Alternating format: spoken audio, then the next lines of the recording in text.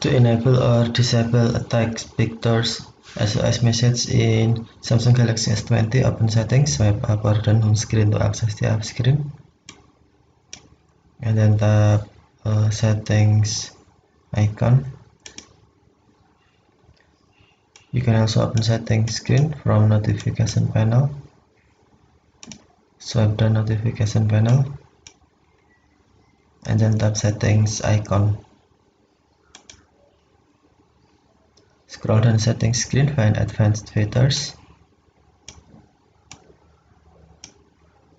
and then tap advanced features. Scroll down and then tap send SOS message.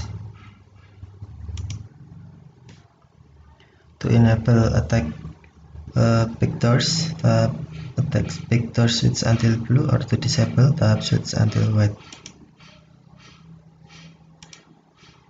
Attack vectors taken using the front and rear cameras. To send SOS message, press the set key quickly 3 times to send a quick alert to your emergency contacts when you are in an emergency situation. Okay, thank you for watching. Have a nice day.